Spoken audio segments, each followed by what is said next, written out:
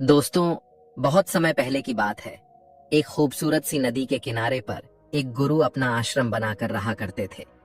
उनकी ख्याति दूर दूर तक फैली हुई थी। वह बूढ़े हो चुके थे और उनका एक शिष्य भी था जो उन्हीं के साथ उस आश्रम में रहा करता था। एक दिन वह शिष्य भिक्षा मांगने पासी के गांव में गया था।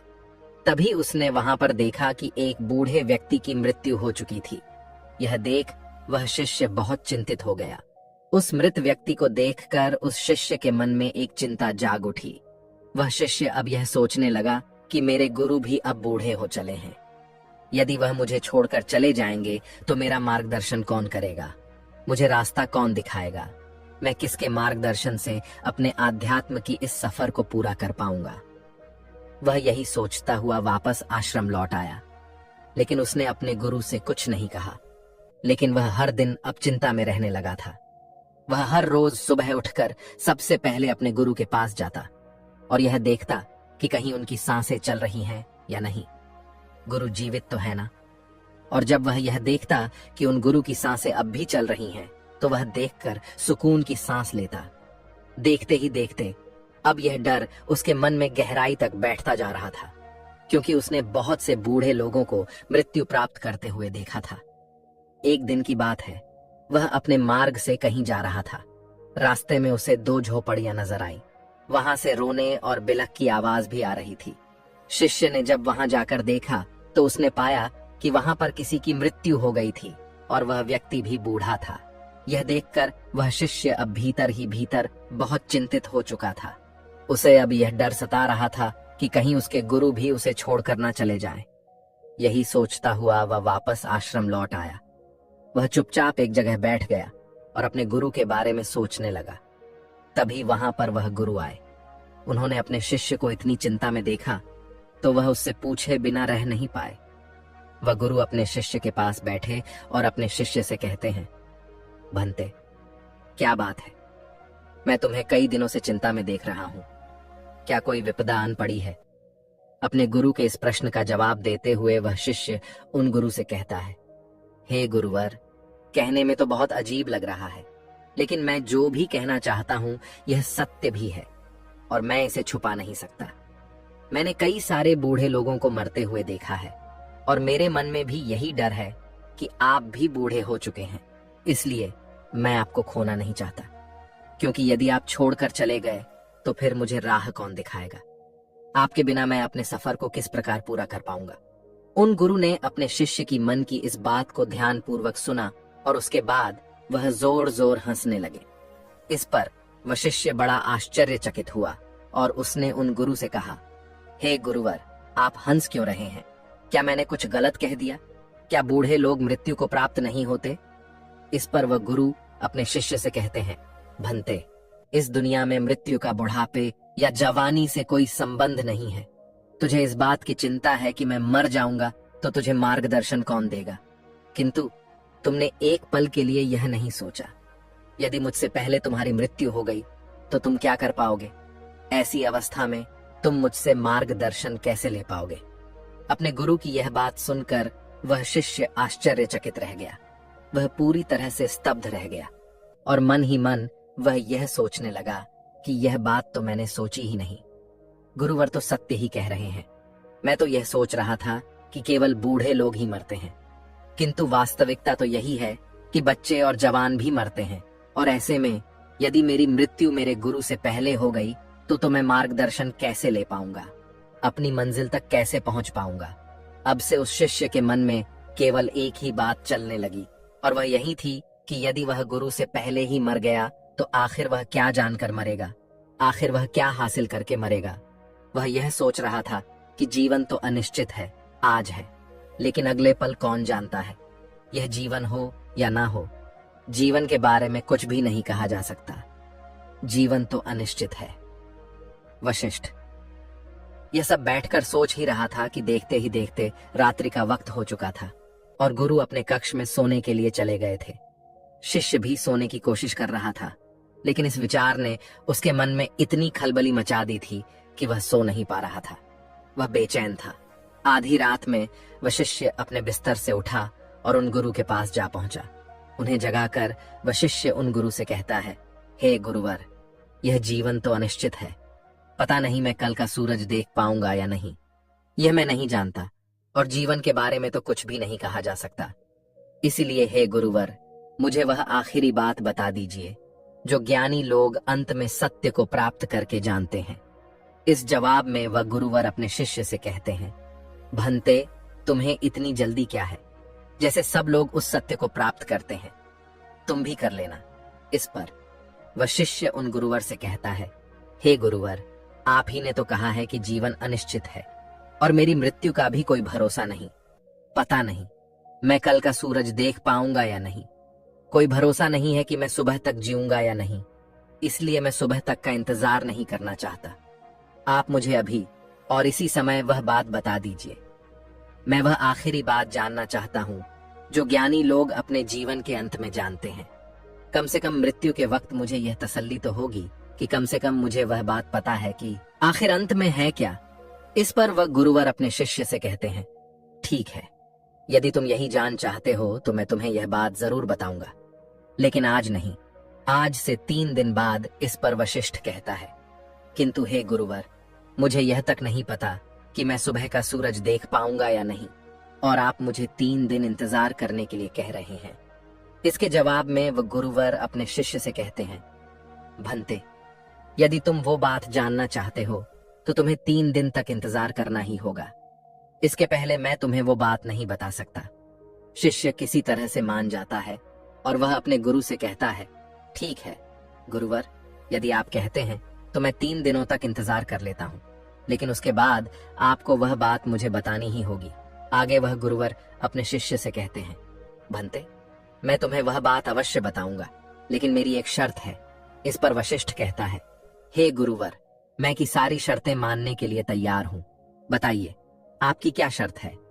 इस पर वह गुरुवर अपने शिष्य से कहते हैं, भंते, जब तक तुम वह बात नहीं जान लेते तब तक तुम्हारे गले से एक बूंद भी पानी नहीं उतरना चाहिए, अन्यथा तुम वह बात कभी नहीं जान सकोगे। शिष्य उन गुरु की बात मान लेता है और मन ही मन वह बहुत प्रसन्न हो जाता है कि कम से कम 3 दिनों बाद अब उसे वह बात पता चल ही जाएगी। और अब वह तीसरे दिन का इंतजार करने लगा, और उसे उसके गुरुवर ने पानी पीने के लिए मना किया था, इसलिए उसने पानी का त्याग कर दिया। गर्मियों का समय था, जैसे तैसे उसने पहला दिन तो पानी के बिना काट लिया, लेकिन अगले दिन उसकी प्यास बढ़ने लगी। उसे जोरों की प्यास लग रही थी। जैसे तैसे वह अपने आप को संभाल रहा था, और देखते ही देखते रात्रि का वक्त हो चुका था। दूसरा दिन खत्म होने को था, लेकिन उससे पहले ही उसे प्यास बर्दाश्त नहीं हो रही थी। उसका गला पूरी तरह से सूख चुका था और उसे जोरों की प्यास लगी थी। वह पानी पीना चाहता था और उसे अपनी प्यास अब बर्दाश्त नहीं हो रही थी। इसलिए वह अपने गुरु के पास गया और उसने अपने गुरु से कहा, हे गुरुवर, मुझे बहुत जोरों की प्यास लगी है, क्या मैं थोड़ा सा पानी पी सकता हूँ? इसके जवाब में वह गुरुवर अपने शिष्य से कहते हैं, भंते, यदि तुम वो आखिरी बात जानना चाहते हो तो पानी मत पीना। यदि तुमने पानी पी लिया तो मैं तुम्हें वह बात बता ही नहीं पाऊंगा। इसलिए यदि तुम वह आखिरी बात जानना चाहते हो तो तुम्हें तीसरे दिन तक इंतजार करना ही होगा। और हाँ, यदि तुम वह बात नहीं जानना चाहते तो कोई बात नहीं, तुम पानी पीने के लिए स्वतंत्र हो। शिष्य ने जैसे तैसे खुद को मनाया और वह तीसरे दिन का इंतजार करने लगा। देखते ही देखते सुबह हुई, लेकिन अब वह तीसरा दिन उस शिष्य पर भारी पड़ने लगा था। उसके होंठ, उसका गला पूरी तरह से सूख चुके थे और उसे ऐसा प्रतीत हो रहा था मानो उसे चक्कर आ रहे हों। उस शिष्य को ऐसा लग रहा था कि मानो वह अभी अभी जमीन पर गिर पड़ेगा। वह जैसे तैसे किसी तरह से अब अपने आप को संभालते हुए उन गुरु के पास पहुंचा और उन गुरु से कहता है, हे गुरुवर, यदि मैं प्यास के कारण मर गया तो वह आखिरी बात कैसे जान पाऊंगा, और फिर मेरे 3 दिनों तक इंतजार करने का क्या लाभ? इस पर वह गुरुवर अपने उस शिष्य से कहते हैं, भंते, यदि तुम्हें प्यास लगी है तो मैं तुम्हें पानी के विषय में कुछ बातें बताता हूँ। पानी का कोई रंग नहीं होता, यह श होता है, यह नदियों में बहता है, हम तक पहुंचता है और यह बारिश के रूप में भी बरस जाता है। पानी से हमारी प्यास बुझ जाती है। पानी हमारे शरीर के लिए बहुत ही आवश्यक है। पानी अमृत है। इस पर वह शिष्य क्रोधित होते हुए अपने गुरु से कहता है, हे गुरुवर, पानी की बातें सुनकर मेरी प्यास थोड़ी ना बुझने वाली है। इस पर वह गुरुवर अपने शिष्य से कहते हैं, भंते, तो तुम्हारी प्यास कैसे बुझेगी?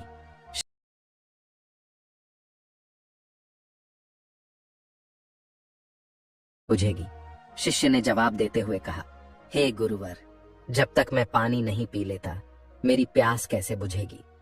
तभी वह गुरुवर उस शिष्य से कहते हैं, ठीक है, किंतु ऐसे ही ज्ञान की बातें सुन लेने से सत्य प्राप्त नहीं होता। ज्ञान तुम्हारे भीतर भी तो होना चाहिए। जो आखिरी बात तुम मुझसे पूछ रहे थे, यदि वो आखिरी बात मैं तुम्हें बता दूं तो उससे क्या होगा? ये ऐसे ही होगा जैसे मैंने तुम्हें पानी के विषय में बताया। पर क्या इससे तुम्हारी प्यास बुझ गई नहीं? तभी वह शिष्य उन गुरु की बात काटते हुए कहता है, हे गुरुवर, मैं आपकी बात समझ गया। वह आखिरी बात मुझे खुद ही अनुभव करनी होगी। तभी उन गुरु ने शिष्य को पानी पिलाया। तभी अचानक वह गुरु शिष्य के चरणों में जा गिरा और शिष्य से कहने लगा, भंते, अब मैं बहुत बूढ़ा हो चुका हूं। मेरे पास अब ज्यादा जीवन भी नहीं बचा। मेरे शरीर में अब वह जान भी नहीं रही। और यह सब मैंने केवल इसलिए किया कि वह आखिरी बात बता देने के बाद तुम यह ना मानकर बैठ जाओ कि तुम्हें सब कुछ पता है। अब सुनो, मैं तुम्हें वह आखिरी बात बताने जा रहा हूँ। इसे ध्यान पूर्वक सुनना, लेकिन मेरी एक बात हमेशा याद रखना। जब तक तुम इस चीज का खुद अनुभव नहीं कर लोगे, यह बात केवल तुम्हारे लिए बात रह जाएगी। इसका तुम्हें कोई लाभ नहीं मिलेगा। परंतु उससे पहले यह जान लो कि इस दुनिया में जितनी भी बातें कही गई हैं, वह सब केवल बात बढ़ाने की बातें हैं। कोई भी बात जब कोई कहता है तो उससे कई सारी बातें निकलती हैं। हर व्यक्ति अपने हिसाब से बात को समझता और कहता है। इस तरह से एक से अनेक बात निकलती है और इसीलिए इस दुनिया में सत्य कहने की कोई भाषा नहीं है, कोई बात नहीं है। सत्य ही है जो वो आखिरी बात है जिसे कहा नहीं जा सकता, क्योंकि सत्य एक ही होता है और वह हर स्थिति या परिस्थितियों में एक ही जैसा होता है। जैसे कि तुम्हें जब प्यास लगी थी तो वो प्यास केवल पानी पीने से ही मिट सकती है, ना कि उसकी बातें सुनकर। जब तुम्हें प्यास लगी थी तो उसका अनुभव तुम ही जान सकते हो, परंतु पानी के बारे में बातें तो बहुत हो सकती हैं। इसलिए मैं तुम्हें वह आखिरी बात बताने जा रहा हूँ। इसे ध्यान पूर्वक सुनना और इसका अनुभव करने का प्रयास करना। आगे वह गुरुवर अपने शिष्य से कहते हैं, भंते, आखिरी बात जो बुद्ध पुरुष अंत में जानते हैं। इतना कहकर वह गुरुवर शांत हो गए। तभी वह शिष्य उन गुरुवर से कहता है, गुरुवर कहिए, मैं सुन रहा हूं, आखिर बताइए ना, क्या बात है? वह शिष्य कई बार यही बात दोहराता रहा, लेकिन उसके गुरु ने कुछ भी नहीं कहा। उस दिन के बाद से उन गुरु के मुख से एक शब्द तक नहीं निकला। देखते ही देखते कई दिन बीत गए, लेकिन अब उस शिष्य को यह समझ नहीं आ रहा था कि आखिर उसके गुरु को क्या हो गया है। आखिर वह ऐसा क्यों कर रहे हैं? आखिर वह कुछ बोलते क्यों नहीं? जब से उन्होंने मुझसे कहा कि मैं तुम्हें आखिरी बात बताने जा रहा हूं, उसके बाद से उन्होंने मुझसे एक शब्द तक नहीं कहा। वह मुझे वह आखिरी बात बताने वाले थे जो बुद्ध पुरुष अंत में जानते हैं, लेकिन उसकी बात से वह चुप हो गए। उन्होंने मुझसे तब से कुछ भी नहीं कहा है और अब तो पूरे 1 महीने बीत चुके हैं, लेकिन मेरे गुरु मुझसे कुछ कह ही नहीं रहे। वशिष्ठ इसी चिंता में लगा हुआ था। तभी अगले दिन सुबह उस शिष्य के गुरु हमेशा हमेशा के लिए चुप हो गए। किंतु अपना देह त्यागने से पहले गुरु ने अपने शिष्य को अपने थैली की ओर इशारा करते हुए कुछ कहने की कोशिश की थी और उसके बाद उन्होंने अपना देह त्याग दिया। शिष्य ने गुरु का अंतिम संस्कार किया और उसके बाद उसने उस थैली में जाकर देखा तो उसमें एक छोटी सी चिट्ठी थी और उस चिट्ठी में लिखा हुआ था, भंते, जो आखिरी बात मैं तुम्हें बताना चाहता हूं वह आखिरी बात कभी हो ही नहीं सकती। शिष्य को अब भी कुछ समझ नहीं आ रहा था कि आखिर इसका क्या मतलब है। आखिर उसके गुरु ने ऐसा क्यों कहा है, ऐसा क्यों लिखा है, उसे कुछ भी समझ नहीं आ रहा था। कई दिनों तक तो वह इसी बारे में सोचता रहा, लेकिन उसे इसका कोई जवाब नहीं मिला। अंत में उसने यह तय किया कि जैसा भी उसे उसके गुरु ने मार्ग दिखाया है वह उस मार्ग पर आगे बढ़ेगा और सत्य की प्राप्ति करेगा। वह आध्यात्म की मार्ग पर आगे बढ़ता गया और करीब 10 सालों की खोज बन के बाद आखिरकार एक दिन उसने सत्य को प्राप्त कर ही लिया और तब जाके उसे अपने गुरु की बात समझ में आ गई और अब वह मौन हो चुका था और अब उसे वह आखिरी बात पता चल चुकी थी। वह आखिरी बात कोई कह नहीं सकता। क्योंकि जो बात कह दी जाए वह आखिरी नहीं होती, और वही सत्य है, शांति है, एक जैसा है, और वह कभी नहीं बदलता। फिर भी अगर मैं आपसे उस आखिरी बात के बारे में बात कहूं, तो मेरे कहते ही आप जितने लोग भी यह वीडियो देख रहे हैं, जो मेरी बातें सुन रहे हैं, वो उतनी ही तरह तरह की बातें निकालेंगे, और वह सत्य नहीं होगा। उसमें कहीं भी आपको सत्य नजर ही नहीं आएगा, और ऐसे में वह आखिरी बात भी नहीं रह जाएगी। तो आपके हिसाब से वह आखिरी बात क्या है? क्या आप अब तक जान चुके हैं या नहीं?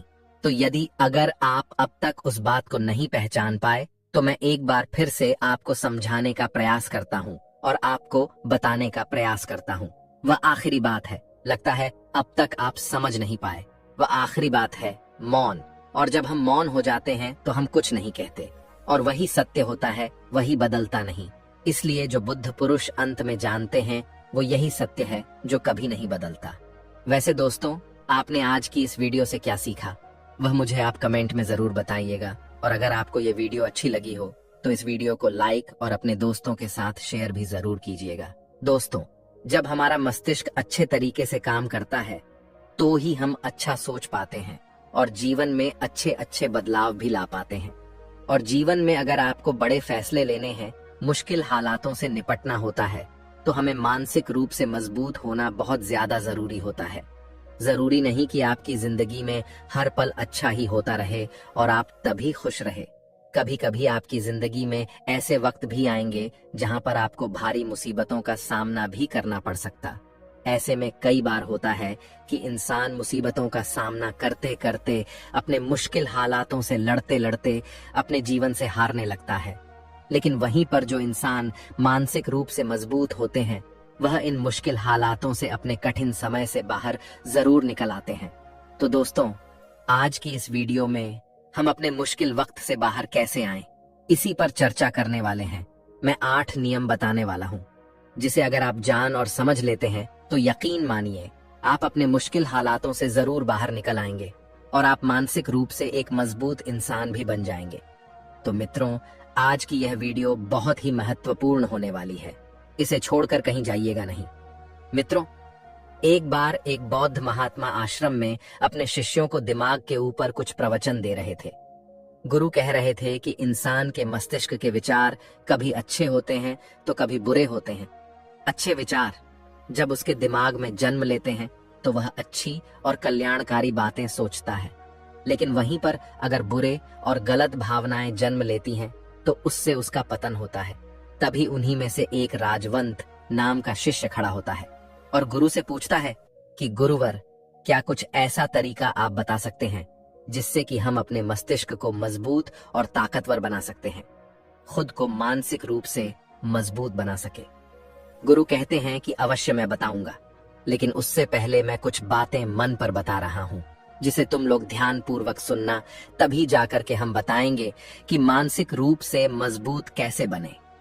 तभी तुम सब इस बात को बड़ी ही आसानी से समझ पाओगे। गुरु कहते हैं कि जब भी हम कुछ सोचते हैं तो सबसे पहले वह विचार हमारे मस्तिष्क में जन्म लेते हैं और उसी के अनुरूप हमारा पूरा शरीर कार्य करने लगता है।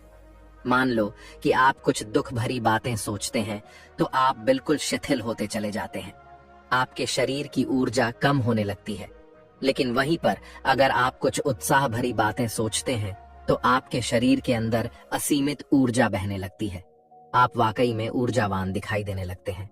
आप यह अनुभव खुद कर पाएंगे कि जब आप खुशी होते हैं तो आपके शरीर के अंदर बहुत ऊर्जा आ जाती है, आपका रोम रोम खिल उठता है। ऐसा इसलिए हुआ क्योंकि आपने अपने दिमाग में कुछ जोश भरी बातें सोची। शरीर तो वही है आपका, लेकिन जब आप दुखी होते हैं तो आपका शरीर बिल्कुल ऊर्जा विहीन हो जाता है। लेकिन जब आपके विचार जोश भरे वाले होते हैं तो आपका शरीर खिल उठता है। यानी हमारा शरीर किस तरीके से काम करेगा, यह सब हमारे मस्तिष्क में उत्पन्न हो रहे विचारों पर निर्भर करता है। अब तुम सबको मेरी बातें बहुत ही अच्छे तरीके से समझ में आएंगी। अब हम बताने जा रहे हैं कि मानसिक रूप से हम मजबूत कैसे बने। गुरु कहते हैं कि मैं तुम सबको 8 तरीका बताऊंगा। अगर आप उन 8 तरीकों को अपने दिमाग में लाएं, वैसा ही सोचते हैं, तो यकीन मानिए आपका शरीर भी वैसा ही काम करने लगेगा। जैसा कि मैं पहले बता चुका हूं कि जब आप दुखी होते हैं तो आपका शरीर ऊर्जा विहीन होने लगता है, लेकिन जब आप खुश होते हैं, आपके दिमाग में अच्छा विचार आया और आप खुश हो गए तो आपके शरीर में अच्छी ऊर्जा बहने लगती है। इसका मतलब यह है कि अगर हम वह 8 तरीका जान लें और वही हम अपने दिमाग में सोचे तो हमारा शरीर भी ऊर्जा और जोश से भर जाएगा, अर्थात हम मानसिक रूप से मजबूत बन जाएंगे। और वास्तव में जब आप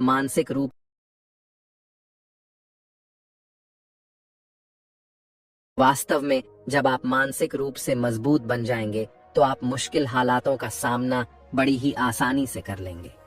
गुरु कहते हैं कि शिष्यों, मानसिक रूप से मजबूत बनने का पहला नियम है जो हो चुका है उसकी परवाह करना छोड़ दो। गुरु कहते हैं कि शिष्यों, मुझे यह बताओ कि सूर्य किस दिशा में उगता है। तो सभी शिष्यों ने एक साथ जवाब दिया कि गुरुजी, सूर्य पूर्व दिशा निकलता है। फिर गुरुजी ने कहा कि अगर मैं यह कहूं कि सूर्य पश्चिम दिशा से निकले तो क्या वह निकलेगा? सभी शिष्य कहते हैं कि बिल्कुल नहीं गुरुवर, सूर्य तो पूर्व दिशा से ही निकलेगा। हम उसके स्थान को, उसके जगह को बदल नहीं सकते हैं। फिर गुरु कहते हैं कि मान लो बारिश का मौसम है और अगर मैं यह बोलूं कि बारिश बंद हो जाए तो क्या हमारे बोलने से बारिश बंद हो जाएगी? शिष्य कहते हैं कि नहीं गुरुवर, वह तो मौसम में बदलाव की वजह से होगा। जब मौसम में बदलाव होगा तो बारिश बंद हो जाएगी। फिर गुरुजी कहते हैं कि अगर मैं तुम लोगों से यह कहूं कि ठंडी के मौसम में गर्मी पड़ने लगे तो ऐसा होने वाला तो नहीं है। शिष्य कहते हैं, गुरुवर, आप ठीक कह रहे हैं। यह कभी नहीं हो सकता कि ठंडी के मौसम में गर्मी पड़े और गर्मी के मौसम में ठंडी पड़ने लगे। यह मौसम तो प्रकृति पर निर्भर करता है जो कि हमारे बस में नहीं है। फिर गुरु कहते हैं कि ठीक उसी प्रकार अगर जो चीज हमारे वश में नहीं होती है या जो बातें, घटनाएं बीत चुकी हैं, अगर हम उन घटनाओं को लेकर के बार बार परेशान होते रहेंगे या उसकी बहुत ज्यादा परवाह करेंगे तो क्या हम भूतकाल की घटनाओं को बदल सकते हैं? शिष्य कहते हैं कि नहीं गुरुवर। फिर गुरु कहते हैं कि अगर तुम उन बीती घटनाओं को लेकर के बार बार चिंता में रहोगे और उस चीज की परवाह करोगे तो तुम परेशान होते चले जाओगे। इसीलिए तुम्हारी जिंदगी में जो घटित हो चुका है, कोशिश करो उसे भुलाने की, और उसका एकमात्र तरीका है कि आप अपने आने वाले समय पर, आने वाले भविष्य पर, आने वाली चीजों पर अपना ध्यान केंद्रित करिए। गुरु आगे कहते हैं कि मानसिक रूप से मजबूत बनने का दूसरा नियम है ध्यान करने की आदत डाले। गुरु कहते हैं कि गौतम बुद्ध जब सत्य की खोज में निकल पड़े थे तो उन्होंने बहुत सारे उपाय किए, बहुत सारे कर्मकांड किए, लेकिन उन कर्मकांडों की वजह से उन्हें बहुत ज्यादा कुछ हासिल नहीं हुआ और उनका शरीर दुबला पतला होता चला गया। लेकिन वह सत्य की खोज करने में असमर्थ रहे। उनके गुरुओं ने उन्हें बहुत सारे कर्मकांड उपाय बताए, लेकिन उन कर्मकांड का कोई मतलब नहीं हुआ।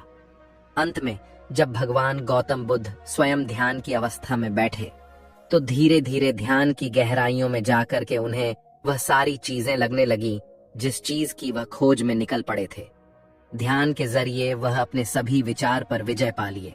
उन्होंने पापी मार्ग को पराजित किया, काम वासना पर विजय पाई, अपनी हर एक भावना पर वह विजय पा लिए।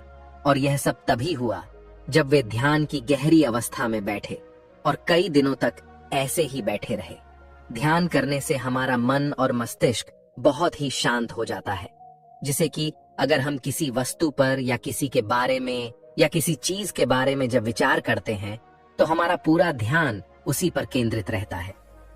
हमारा दिमाग ज्यादा इधर उधर भागता नहीं है और हम चीजों को बहुत ही अच्छे तरीके से समझ पाते हैं।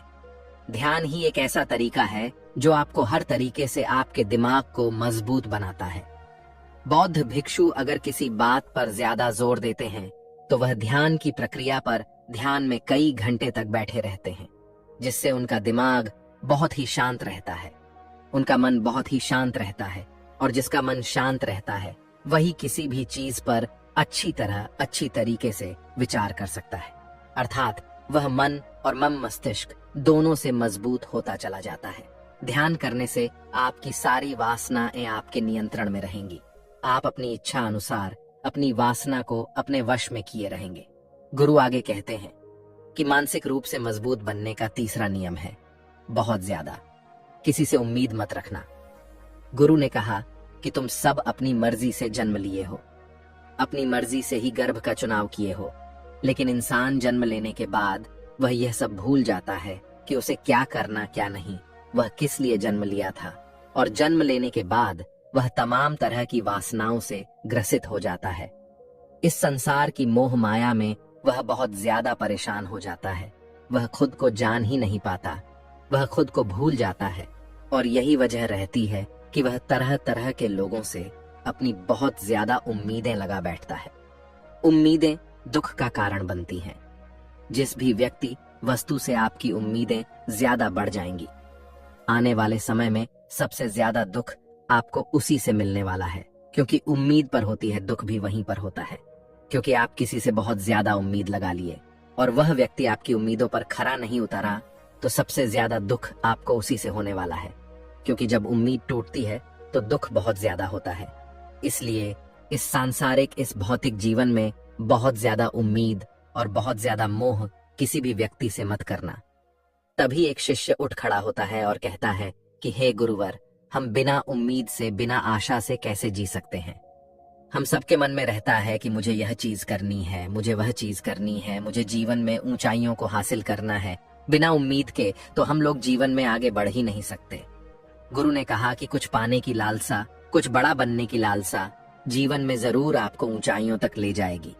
कुछ बड़ा बनने के लिए लालसा खुद से होती है, ना कि किसी व्यक्ति वस्तु विशेष से। मैं यहाँ पर लोगों के बारे में बात कर रहा हूँ कि अगर तुम ये सोचो कि मेरा दोस्त मेरे साथ हमेशा खड़ा रहेगा या मेरे लिए मेरे साथ हमेशा खड़ा रहेगा, या आप जो सोचे वह सामने वाला इंसान आपके लिए वैसा करे, तो यह सभी चीजें बहुत ज्यादा उम्मीद और मोह को बढ़ावा देती हैं। बहुत ज्यादा उम्मीद किसी से मत रखना। खुद से उम्मीद रखोगे तो दुख बहुत ज्यादा नहीं होगा, लेकिन अगर दूसरों से उम्मीद रखोगे और वह उम्मीद पूरी नहीं हुई तो दुख बहुत ज्यादा होगा। कई बार होता है कि माता पिता जो अपने जीवन में हासिल नहीं कर पाए, वह चाहते हैं कि वह चीज उनके बच्चे हासिल करें। वह सारा भार अपने बच्चों पर ला देते हैं। बच्चे उनके हिसाब से चले, वह उनकी उम्मीदों को पूरा करें।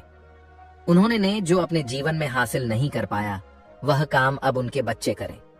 और लगभग इस समय तो सभी के माता पिता यही कह रहे हैं। बहुत कम लोग होते हैं जो अपने बच्चों को आजाद रखते हैं। मेरी सभी से गुजारिश है कि अपनी उम्मीदों का पहाड़ अपने बच्चों पर न ठोपे। गुरु कहते हैं कि मानसिक रूप से मजबूत होने का चौथा नियम है कि पहली बार में ही किसी काम में फेल होने से डरो मत।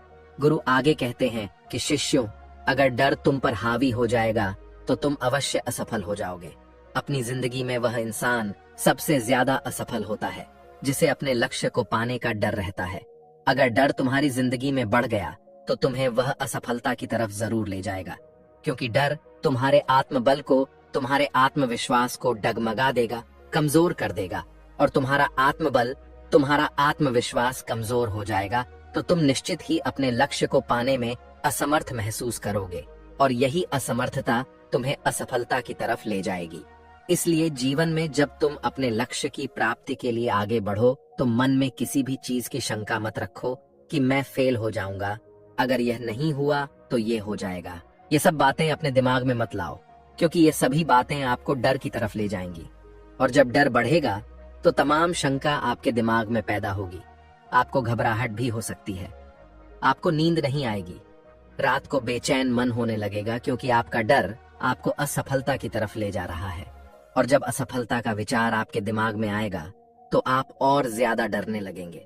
इसलिए जीवन में जब आप लक्ष्य की प्राप्ति के लिए आगे बढ़ जाओ तो मन में कोई शंका मत रखो, सिर्फ और सिर्फ अपने काम करने पर ध्यान दो। जब तुम काम करने पर ध्यान दोगे तो तुम कभी डरोगा नहीं, क्योंकि तुम अपने लक्ष्य की प्राप्ति के लिए काम कर रहे हो, उसके लिए जुट गए हो, तो तुम्हारा डर खत्म हो जाएगा। और जब डर खत्म हो जाएगा तो तुम जरूर सफल हो जाओगे। गुरु आगे कहते हैं कि पांचवा नियम है मानसिक रूप से मजबूत बनना। वह यह है कि जिंदगी में कभी भी खुद को कोसो नहीं। गुरु कहते हैं कि जो इंसान जितना ज्यादा संघर्ष करता है वह उतना ही मजबूत बनता चला जाता है।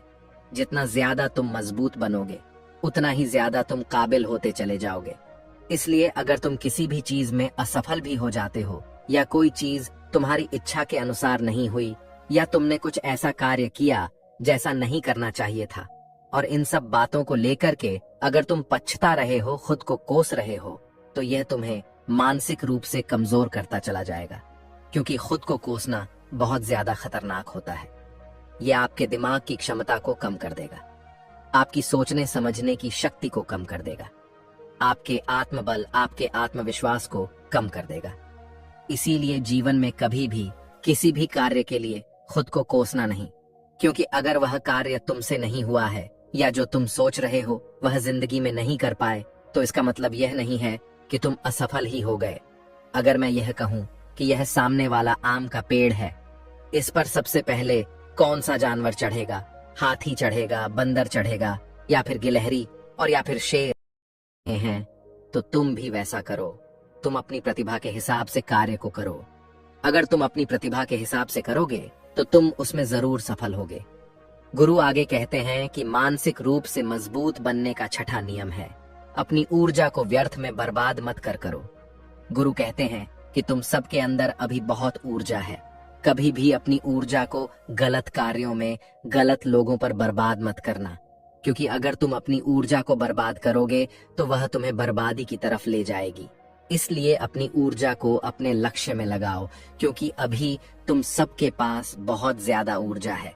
अगर तुम सब पूरी ऊर्जा के साथ अपने लक्ष्य पर जुड़ जाओगे तो तुम जरूर सफल हो जाओगे। लेकिन अगर तुम ऊर्जा को गलत जगह पर लगा रहे हो तो तुम्हारी ऊर्जा बिखरने लग, और जब ऊर्जा बिखरने लगेगी तो तुम कभी भी अपने लक्ष्य को प्राप्त नहीं कर पाओगे। गुरु आगे कहते हैं कि मानसिक रूप से मजबूत बनने का सातवां नियम है, सुनो सबकी लेकिन करो अपने मन की। गुरु कहते हैं कि शिष्यों, पहले ध्यान से तुम यह पता करो कि तुम्हारे अंदर कितनी क्षमता है। अगर तुम सबको अपनी क्षमता के बारे में पता है तो तुम अपनी क्षमता के हिसाब से कार्य को करो। भले लाखों लोग तुमसे यह बोले कि तुम इस कार्य को नहीं कर सकते हो, उस कार्य को नहीं कर सकते हो, तो तुम कभी भी उन पर भरोसा नहीं करना या उनके हिसाब से मत चलना, क्योंकि शरीर तुम्हारा अपना है। तुम्हें खुद के बारे में सबसे ज्यादा तुम ही जान पाओगे। कोई दूसरा तुम्हारे बारे में तुमसे ज्यादा नहीं जान पाएगा। तुम सबको अपने अपने बारे में पता होगा, अपनी अपनी क्षमता के बारे में पता होगा कि तुम इस कार्य को या किसी भी कार्य को कैसे कर सकते हो। कोई किसी कार्य को बहुत जल्दी कर सकता है तो कोई थोड़ा समय लगा सकता है। ये सब बातें तुम सबको खुद के बारे में सबसे ज्यादा तुम्ही को ही पता होगी। इसलिए तुम्हारे अंदर जो क्षमता है, अपनी क्षमता के हिसाब से ही अपने कार्य का चुनाव करो। और जब तुम अपनी क्षमता के हिसाब से कार्य को करोगे, खुद के अंदर की आवाज को सुनोगे, तो तुम जीवन में जरूर आगे जाओगे। कई बार होता है कि लोग खुद की क्षमता को पहचानता ही नहीं, जैसा दूसरे लोग कह रहे हैं वह वैसा ही करने लगते हैं और अपनी जिंदगी का ढेर सारा समय यूं ही बर्बाद कर देते हैं। उनसे ऐसा काम करने को कहा गया था तो वह भी वैसा ही काम करने में जुट गए, बिना सोचे समझे कि उनकी क्षमता कितनी है या उनकी प्रतिभा उस कार्य में है कि नहीं। तो ऐसे लोग कभी भी अपने लक्ष्य को प्राप्त नहीं कर सकते, क्योंकि जो इंसान अपनी खुद की क्षमता को नहीं पहचान पाएगा वह जीवन में कभी भी सफलता अर्जित नहीं कर पाएगा। यह शरीर तुम्हारा है, यह दिमाग तुम्हारा है, सोचने से समझने की शक्ति भी तुम्हें ही तय करनी है। तो पता होना चाहिए कि तुम्हारा शरीर कितना मजबूत है, कितना ताकतवर है और इसमें कितनी क्षमता है। और अगर क्षमता नहीं है तो अपने शरीर की क्षमता को बढ़ाने की कोशिश करिए और खुद के अंदर की खुद की भावनाओं को सुनने का प्रयास करिए और अपनी क्षमता के हिसाब से आगे बढ़। फिर गुरु आगे कहते हैं कि मानसिक रूप से मजबूत बनने का आठवां नियम है, बोलना कम करो और अपने कार्य पर ध्यान दो। गुरु आगे कहते हैं कि जो इंसान बहुत ज्यादा बोलता है वह अपनी ऊर्जा को यूं ही नष्ट करता रहता है, क्योंकि जो बोलता ज्यादा है वह सोचता कम है। क्योंकि उसने अपनी सारी की सारी ऊर्जा बोलने में खपत कर दी तो वह सोचेगा क्या उसे सोचने का समय ही नहीं मिल पाया। लेकिन जो इंसान कम बोलता है उसे सोचने का समय ज्यादा मिल जाता है। और जब तुम किसी बात पर या किसी तत्व पर ज्यादा विचार करोगे तो जाहिर सी बात है कि तुम्हारे दिमाग में तमाम विचार आएंगे और वह विचार ही तुम्हें सफलता की तरफ ले जाएंगे। गुरु कहते हैं कि शिष्यों, अगर मैं तुमसे कुछ सवाल पूछता हूँ तो सबसे पहले तुम सोचते हो, तुरंत बोल तो नहीं देते। लेकिन अगर कोई यहाँ बैठा है और वह अपने साथी से बात कर रहा है, अपने दूसरे गुरु भाइयों से बात कर रहा है, तो वह कभी हमारी बात पर ध्यान नहीं दे पाएगा। और जब हम प्रश्न पूछेंगे तो उसका गलत जवाब वह दे देगा, क्योंकि वह बोलने में अपनी ऊर्जा व्यर्थ कर रहा है। वह हमारी तरफ तो ध्यान दिया ही नहीं, लेकिन जो शिष्य शांत है, हमारी बात को ध्यान से सुन रहा है, तो वह सोच विचार करके पूर्ण तरीके से उत्तर देगा और उसके उत्तर भी सही होंगे। इसलिए शिष्यों, कम बोलने का अभ्यास करो। जब तुम कम बोलने का अभ्यास करोगे तो तुम किसी भी बात पर, किसी भी तथ्य पर ज्यादा विचार कर पाओगे। तो जाहिर सी बात है कि समस्या का समाधान जरूर निकल कर आएगा, और कम बोलने से तुम्हारी ऊर्जा की भी बचत होगी। उस ऊर्जा को सोचने में लगाओ। गुरु कहते हैं कि शिष्यों, यह थे मानसिक रूप से मजबूत बनने के 8 नियम। अगर तुम सब यकीन के साथ इन 8 नियमों का पालन अपनी जिंदगी में करते हो तो तुम मानसिक रूप से अवश्य मजबूत बनोगे। फिर कोई परेशानी, कोई भी रुकावट तुम्हारी जिंदगी में नहीं आने वाली है। कोई समस्या भी आएगी तो तुम उसका डटकर सामना भी कर पाओगे। सभी शिष्य गुरु की बात को सुनकर के उनका कोटि कोटि नमन करते हैं, और वे लोग समझ जाते हैं कि मानसिक रूप से मजबूत बनने के यह 8 नियम उनकी जिंदगी में कितने हितकारी साबित होने वाले हैं। वह सभी गुरु को प्रणाम करते हैं और उस दिन की शिक्षा भी पूरी हो जाती है। सभी लोग अपने आश्रम में चले जाते हैं। तो दोस्तों, उम्मीद है इस वीडियो से आपको काफी